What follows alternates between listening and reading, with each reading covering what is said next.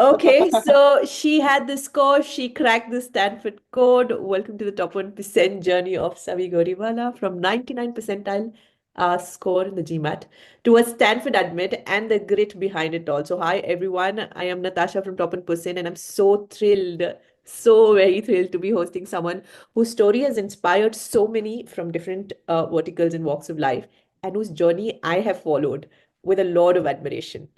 Savi Goriwala. Savi is a 99 percentile, has a 99 percentile score, a 760 in her GMAT back in 2022, a CFA and an FMVA charter holder, DNI speaker, co-founder of a paradigm shift, the author of two books, including The Rainbow Economy. He used to share the book right now with me, and the Amazon best-selling global market, Great Returns, and now drum rolls, an incoming student and an MBA candidate at Stanford GSB 2025. So, but today's conversation isn't just about the scores or the admit, it's about the purpose and the courage. And her journey is full of grit, like I mentioned earlier, reflection and the bold choices. And that has so much more that connects the score and the admits. Right to an admit. So, welcome, Savi. Let me take this opportunity to formally congratulate you to everything that you have achieved so far. Thank you so much, Natasha. All right. So one of the things that just give me a second, let me, have a spotlight on you. So let's just start from where our viewers are right now. That's with the GMAT. It's been such a long time. I hope you remember some of it. Although I'll probably link the last video Yeah. testimonial that you actually shared. So most of our viewers are right now with the GMAT. So reflecting back, what did the journey Mm. really look like? When and how did you start your GMAT prep? So for me, basically, I gave my GMAT in November of 2022, and what happened was that my plan was actually to give it by July or August, and I started the prep initially in January. I thought that I will just, buy the books, self-prepare for GMAT, and those books were lying in my room for like a good 5 to 6 months, and I did not even touch the books because, like, the day it arrived, I opened and I was like full of dedication that I will go through the books, I will prepare, I will give 2 hours every day to self-preparation. But then that did not end up happening because with work, managing studies was not easy, of course. So that is when I decided that I will explore coaching, and I came to top 1%, and I realized that for me in particular, coaching was really important to help me have that consistent schedule and kind of having that framework that, okay, what should I start off with? What should I do next? And how should I even, tackle this entire GMAT journey? So that is like I started my prep around June, but then initially there was not a lot of momentum. There was a lot of work which I had, but there was a lot of travel because of work. So I kept traveling back and forth and was not able to commit the time required. Then around August is when I actually sat down with it full time and started studying for GMAT alongside work and had that consistency which was there that every single day I have to try and study. And that is when I gave my exam in November, so around 3.5 to 4 months prep time. And in the very first attempt, I was able to get the score that I wanted to get.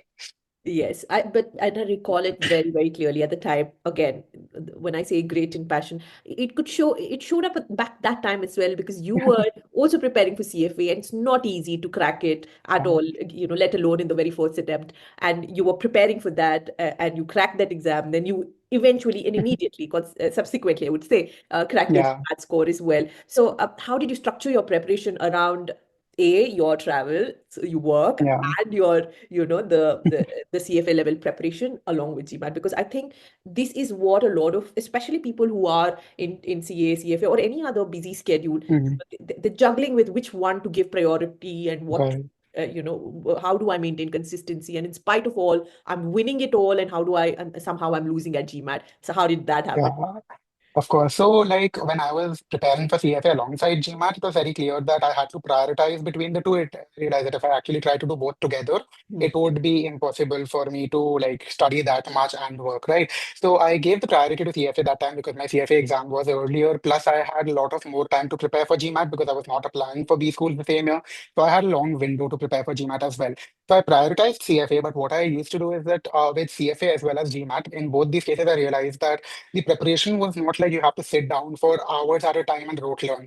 It was a very, very applicative way of studying in both CFA level 3 as well as GMAT. So what I used to do is I used to like sit down for CFA first, and then If I get bored of studying that thing, and if I feel like I do not want to study finance anymore, but I still have that focus and attention to, study something else, then I used to pick up something in GMAT and do some pre-work, do some classes and all of that, so that there was some amount of preparation ongoing, but then it was not like fully focused on GMAT at that point in time. Mm. After I cleared my CFA though, then GMAT became the priority, Right. right? So what I realized was that consistency is what is important. Because of work, I was not able to give long hours. So I tried to give like less amount of hours, but make sure that I'm studying something every single day. So even if I'm able to give an hour a day, I would try to do that. Now, of course, there were times when it was challenging to even give half an hour or 1 hour a day because the work pressure was so bad, or it was simply that I was not really having that focus and attention to sit down and study. And initially, what used to be the problem was that I kind of started having a guilt that, okay, I have to be consistent every single day. So if I'm missing one day, it used to be a very big mental toll for me the next day. And I used to not be able to get back to study because I started feeling that, okay, I have already missed a day and I have to study today somehow. And then that day also would be wasted. So later on, I started being easier on myself that it's okay, even if you're missing a day of studies, it will not really make or break everything. Plus, you have a larger window to work with. So it's okay, be a little easy on yourself, be a little more flexible. And that is when I actually was able to get back to studying because I was not being so hard on myself. But consistency is important. Even if you are like missing a day, missing 2 days, you have to try and get back to it without kind of feeling guilty about missing the first couple of days. So that is what I realized, and that is what kept me going toward the end. Like managing everything together, I had to make sure that I know what the priorities are at that point in time. When CFA was there, CFA was the first priority before GMAT, and work was the highest priority of all. And then after giving CFA, it was like work and then GMAT. See, when we are, on the other side right now, everything Yeah, for anyone else who's looking at it, GMAT now doesn't seem like something that was very difficult at the time, or CFA level clearing your CFA level didn't seem like much a difficult because you're now on the other side, you've done it all. yeah, But traveling that path, and when you are on that path, you meet so many roadblocks. One of the things of that you course. said is you do not really be hard on yourself. Very, very important. And the other thing that you also mentioned, that you did not really push yourself to applying that year. You just had one goal, which is to get done with Yeah. GMAT. That also helped. Do you recall any other roadblocks, maybe because we're now just covering up the segment of GMAT? So do you Yeah. recall any of the segment that you were struggling with in terms of the sections? Maybe math was better, Mm. quant was better than verbal, or verbal was better than quant. Did you have that Right. struggle? Do you recall? Yeah, so in particular, like CR was something that I really grasped immediately, and I realized that I was able to do really well in terms of accuracy in CR. So that was like I did not really have to put in a lot of effort there, and that just came to me without even having to work really hard. So that was a blessing. But then I realized that in the remainder of verbal, it was a big challenge. While quant, I had to practice to get to that level of accuracy. It was fine that I was practicing and I was improving the accuracy day by day. And I could see the improvement.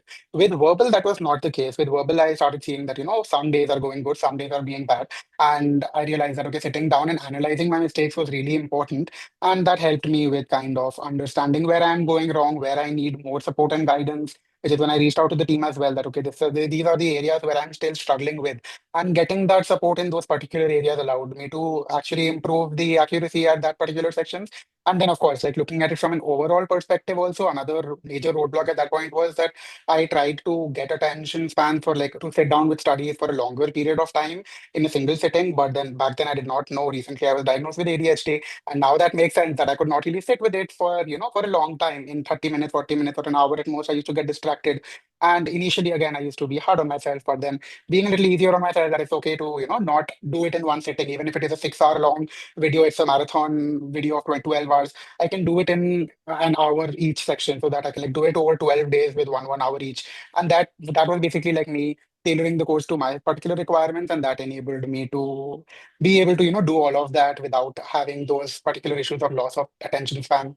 Wow, you really hit a major, major segment of people, especially who is struggling with ADHD and how to overcome, even without really knowing that you were actually going through one. You mentioned it, but then having to realize that you don't need to be hard on yourself. You took about good three, let's say when you started off 6 months and 3 months through Mhm. with the structured approach with Sandeep's help, Yes. you got through this score. But then again, you prioritize, you had consistency. Amazing, amazing structure, I would say. So what's that Thank last you. before we conclude the GMAT segment of our conversation? Because everything else is exciting coming forward. What's that one advice that you would be giving to someone who's either starting out or who is in the middle of the preparation for GMAT? Yeah, so I think the most important thing is practicing. So while you can go about learning the theories and understanding the concept, that does not help beyond a particular point. So you need to actually practice and give a lot of mocks, which Sandeep sir always encouraged. So I made sure to give all the official mocks. I gave a whole bunch of mocks on top 1% also. So that enabled me to actually, understand the exam format. So practicing and giving mocks is the most important. Then second thing would be consistency, that try and be as consistent as you can. And the third thing is, of course, you have to understand your own mental state and you have to understand your own journey and try and tailor the course to yourself, because what ends up happening is that often you will get this particular guidance. You have to understand that that is not rigid and kind of make it more flexible and whatever is more suitable to you so that you can make the most of it.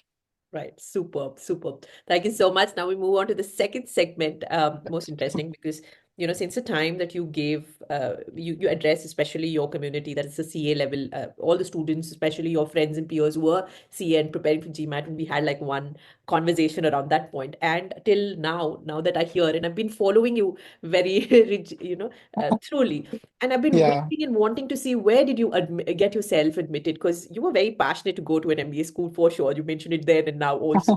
So it's been almost 3 years. So how did your MBA application journey begin? And what was the turning Right. point where you made yourself commit? Because I could see so many other things that you've progressed and you made progress in so many things. And it was always surprising, but when did you finally decide, okay, let me commit to now Yeah. applying to schools?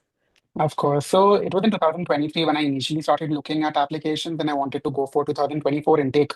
So that point in time, I think the reason I wanted to do an MBA was I was a very naive child back then because it was mostly that, okay, you have to do an MBA for these XYZ reasons. I did not really understand what an MBA course would look like. And while I was really passionate that I do want to do an MBA, I had not really understood the entire journey that well. And so like in 2023, I thought I'll be applying. Then I spoke to these consultants from Admission Gateway, and we had a very deep conversation about my entire journey and profile.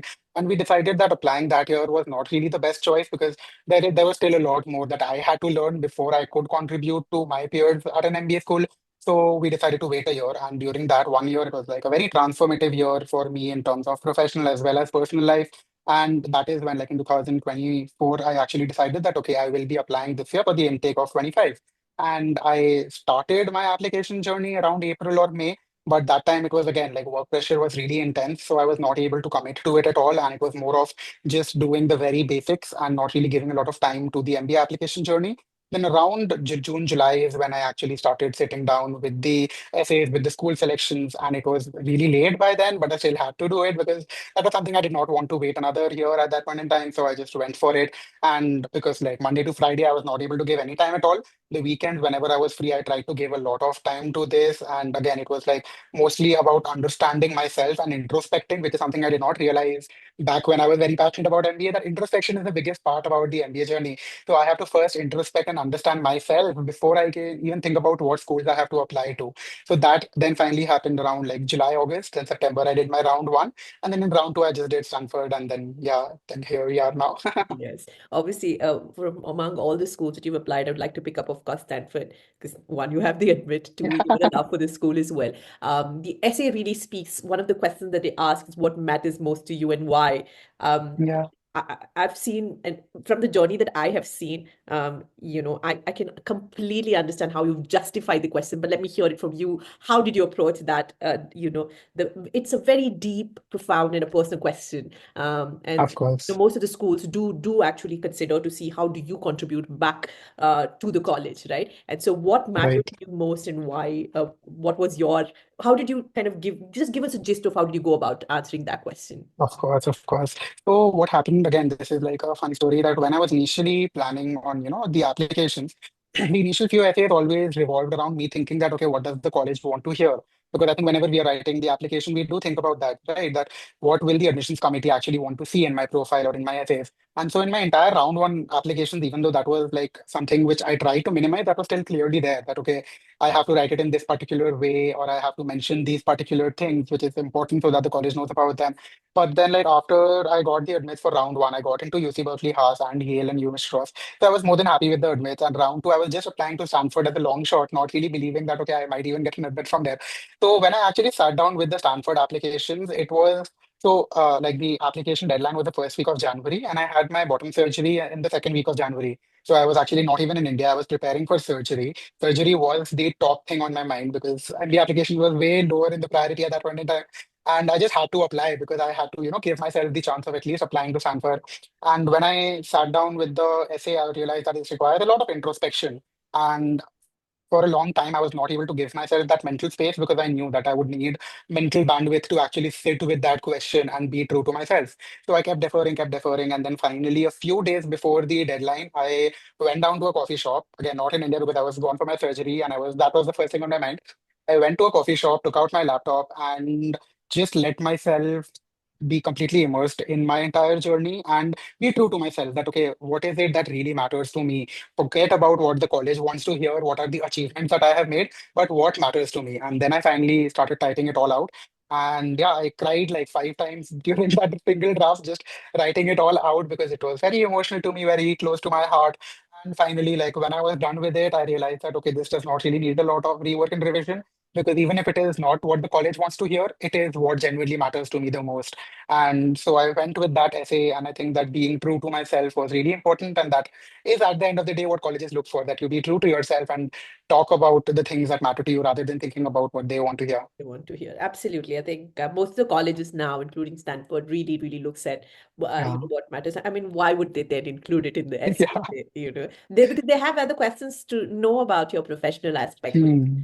which I'm sure you would have written about your love and passion for Yeah. finance, your entrepreneurship journey and authorship. We'll just talk about it in a while. Yes. But I'm sure you've bought that also in another set of questions or maybe another application Right. as well. So would you just touch base on how did you go about putting that all Of together? course. Of And course. in all of these things, it's your authenticity. We can see that anyways, even if I've never had another conversation from 22 to now, I could definitely see who Savi is and who has, how she's transformed. And, just what would you say? How did you bring all your Yes, of professional course. bits together? Right. So I think that like bringing all of that together was a very important thing which naturally happened when you think about what you have done and why you have done it. There would be something behind, your decisions, major decisions in life, right? So that is what I asked myself that, okay, what matter in the same question that what matters to me, it actually guided a lot of my life decisions. So just to give a bit of a background, like what ended up going on the essay mostly was about my journey, about how I want to, bring smile to people's faces. That has been something that has been really a core value of mine. And my father has always said that, you have to continue to remember to smile and bring smiles to other people's faces. That is like the noblest thing you could do. So that has been my central principle and my core value. So at the end of the day, all my like other major accomplishments or major decisions in life was actually driven by that thing. So when I talked about my NGO, I was able, when I talked about like what matters to me and bringing a smile to people's faces, the NGO of course came up because just, being able to bring financial freedom to someone who has been living a life where they cannot really be free because of the financial constraints. They are not able to live as themselves. They have to hide their identity. So just being able to give them that freedom, that really mattered a lot to me. Seeing the smile on their faces was like really felt good to me, right? So that is how it naturally came up, like my NGO, and even at my workplace, how I worked with the community and tried to uplift them. That naturally came up as well. Then when we talk about like finance, again, writing my book and giving these mentorship sessions and doing all of this, that just came up in all of this, and that was the tying thread. That what is the thing that really matters to me. As for work experience, for me in that particular essay, did not really come up a lot because that was not the biggest thing that matters to me. It was something which I'm really passionate about, but that is not my core value or core principle.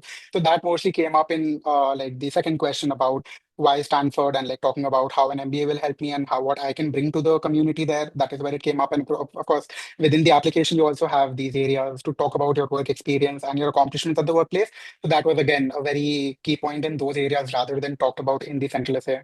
Yes, absolutely. What a I think it's just a great time that you bought what your father said to you on your Father's Day. It's a great Yeah. like that that you share. Yes. Okay, but amazing. Now going to the next section, and I keep it really open to how much you would like to share and not.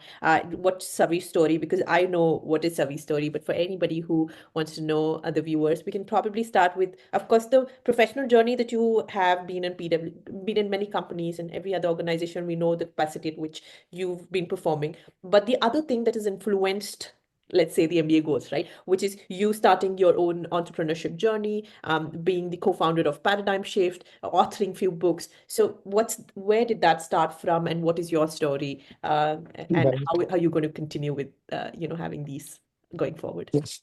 Of course. So, like when I started off with Paradigm Shift was like in 2021, I realized that there are these particular topics which need to be spoken about a lot more, which include like LGBTQ issues, mental health, menstruation, and sex education.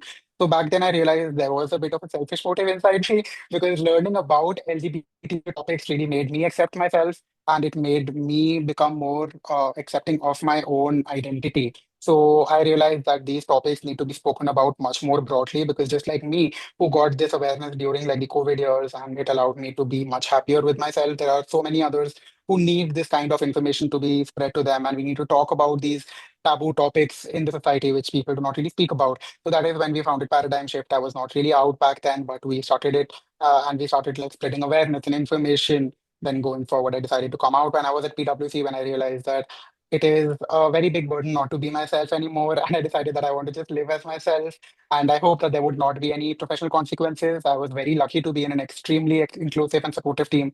So they really had my back throughout. And that is when I came out of the workplace. And all of that, like, kind of helped me understand the financial inclusion aspect as well. There are so many people from the community who are currently completely excluded from the financial system. So we, from Paradigm Shift, me personally, also worked a lot on trying to uplift the entire community as a whole and trying to provide them with the necessary financial education, help them get jobs, help them with the investing, help them reduce their expenses, help them with the legal transition, and all of those things. So that was like a very important thing for me. Alongside that, I was really passionate about sustainability. So that was something I worked at PwC as well. And then later, when I went to the startup where I was at the founder's office, I really worked in the sustainability aspect. So these two things have been like core things for me to shape my goals and what I want to do in life. I am not really 100% sure, to be honest. And it is important to be flexible and agile to understand where the opportunities lie and be okay to change your goals. So I think that when I was approaching the MBA application, also from a goals perspective, it was either of these two that, okay, it would either be LGBTQ inclusion or it would be something in the space of clean tech and sustainability. And then I realized that like what I really valued was having a full-time role, which is working on sustainability while also doing LGBTQ inclusion and upliftment and all of the non-profit work in the side. So like working on both these things simultaneously. So I think that at the end of the day, even when working on the applications and thinking about post MBA, that is what ended up being my response that, okay, it was primarily sustainability as my full-time career, but also not giving up on inclusivity and making sure that that I can give back to the society and the community. Yes. Now that you've Yeah, accepted the admission to the Stanford, the sustainability is so big there. yeah, You will see it when you go there. From the moment that you step into the campus, you would see, how much big they are. yeah, That it's just not Stanford, but most of the schools out there and most of the yep, universities in the US, they give so much importance, and so good that you actually share the same value. So now going back to the next section, which is the Stanford Admit, when obviously you mentioned you had UCLA, Berkeley, Haas before you even got the Stanford Admit because you applied in the round two, right? yeah, You had your Yale Admit, and you were at the time not even prioritizing to apply to another MBA school. You were satisfied with the admits that you had in hand. Walk us through the day, those emotions, and what made it, that day, the admit moment. What was it like when you yeah. saw the email? Of course. So, like, I knew that the next morning is when probably the calls would start coming in. So, the entire night I was anxious about it that, okay, will I be getting a call? Will I not be getting a call? Because, of course, the acceptance rate is so low that you end up thinking that, okay, I won't get in. That is like the baseline you end up setting for yourself. So, I did not really know if I should expect a call or not, but I was really anxious about it. So, the entire night I was up thinking about the call, and I finally slept around 3 or 4 a.m. And somehow what ended up happening was that my phone was on sleep mode. So I was not getting the call notification, and I woke up at 9:30 a.m. and I saw that I have gotten a call at 9:27, which is from USA, which has the Palo Alto area code, but then I'm not sure if it is Stanford calling or not. And I was really confused that, okay, am I admitted or am I not admitted? While people told me that, yeah, probably you are in now, I still was very skeptical that, okay, until and unless I do get the call or the mail, I will not really believe it. Then an hour later, I actually got the call and they told me that, yeah, I am admitted to the university, and I could not believe it. Like, to be very honest with you, I still cannot believe it that this has happened. And it was just completely overwhelmingly positive feeling that I did get into Stanford, which is a very, very big, which is something I'm really, really proud of. And I just could not believe that this has happened. And then even the same day, they sent us a mail confirming that the call did really happen. And I was still like just opening the mail and checking that is it real? Am I just dreaming of all of it, or is it genuinely real? But yeah, it did happen. So the feeling has still been like very positive, and I have just been completely like unable to accept that, yeah, I do have an admit from Stanford. There's always a butterfly in the stomach until you go there. So obviously, we know what made you stand out for Stanford. What are you most excited at Stanford for the program for the GSB, and what are the goals that you're hoping to explore there? Of course. So, like, the thing I'm most excited about is meeting people from all these diverse, different backgrounds. Because at the end of the day, people who are going to Stanford would be coming from such a wide variety of industries, backgrounds, countries. So, just getting to talk to them, getting to understand about their life and talking about my life and exploring all these different industries and understanding more about them. That is something I'm really, really looking forward to and excited about. As for goals, I think that I'm really excited about all the soft skills that Stanford is known to be really good at. So, like interpersonal dynamics and working on all the softer aspect of personality, how to be a better leader, how to be like basically how to be better in all of those personality traits is something I'm really looking forward to. And of course, on the hard skills also, there are like the sustainability, as you mentioned, Stanford is really known for sustainability and entrepreneurship. So again, looking at all of those different things has like really got me excited. Yes, super. So one of the things that I'm sure Stanford has already shared a lot of things that you have to start. They've given you the portal access to start studying and all of that. And my Yeah, 2 cents I would say is indulge in all of those, because the moment you go there and you are equipped with whatever they've asked you to study, you have enough time to kind of talk to yeah, your peers and start talking about it, and or probably engaging in the conversation and indulge in the professor. They're one of the best professors that you have. They're so warm, they're so welcoming, unlike any other other university. They're very welcoming. They will yeah. have any question that you have. They're open to anything that you have after the classes. Engage in that, and I'm sure you're going to have a ball one hell of a time those next 2 years. The Thank campus is you. so beautiful. The Yeah. stay is going to be beautiful. The opportunities are beautiful. Are huge. In fact, one of the best in the Bay Area. So amazing, and I'm personally very very happy that it's not very often that you get to hear people actually making to Stanford because of their very very intrusive way of their admission process. It's not very easy to get in, but you going Wow. through it's very clear. So if I have to kind of summarize, maybe you can add more with your GMAT preparation. You took it time, you gave yourself time, being consistent, did not be hard on yourself. You took it way ahead of time so that you build your application, you build your entire career path that really mattered to the school, and then you wrote an application that mattered to you most, which is what any colleges have. They outweigh, especially the M7. Mm. The other colleges, of course, would like to see the credibility that you've built. And is there anything more to summarize? Because if someone is looking at what's success to you, look at this, right? Yeah. Yeah. Yeah, I think you've covered most of it. It's mostly just that be true to yourself and just be very honest and talk about things that really matter to you, especially for Stanford, even if that puts you in a vulnerable place because they do appreciate vulnerability. And if there is something that matters to you, which you think that the college might not appreciate, I'm pretty sure that that is not true. The college is very inclusive in terms of your thoughts and they want to hear about you in the application, not impose their thinking or, what is the buzzwords on your application. Instead of that, just be true to yourself. Yes. So let's make this one last segment. And I've never done this before. Maybe inspired by something from somebody else. It's called the rapid round, closing rapid fire round. So Sure. one word that sums up your journey so far. Volatile. Super. A lot of ups and downs. And I think I know the answer because you just mentioned, but one quote you lived by during tough days. Yeah, remember to smile and bring smile to other people's faces. That is the most important thing.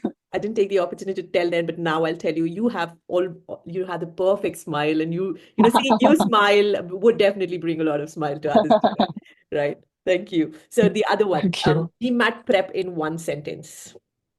Okay, be consistent and practice a lot. Okay, this one is going to be a little googly. The most underrated part of the MBA journey.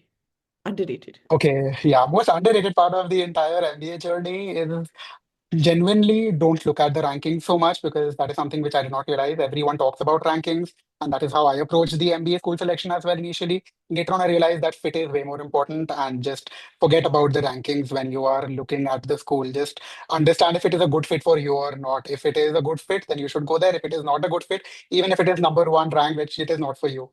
Well said, well said. And I think you've covered this many times, but let me just ask you one thing that matters to you the most off the cuff, like one thing. One thing that matters most to me is just bringing smiles. Super, super. Savi, thank you so much for being so open, so thoughtful, and so, so real. I know I speak Thank you. for a lot of students when I say, we are walking away more than just, not just with advice, we're walking with a lot of belief. And of course, I hope a lot of smile as well. It's honestly empowering to see someone own their story so beautifully on behalf of Thank all you. of us watching. And we're going to be rooting, and I'm 100% sure that I'll be 100% rooting for you at your time at Stanford and beyond as well, because Stanford is one thing that helps you get to a bigger things that you are looking to seek out to yourself in the world out there. Right. And I can't imagine, how you could, thrive in that space, and Stanford definitely gives you that space.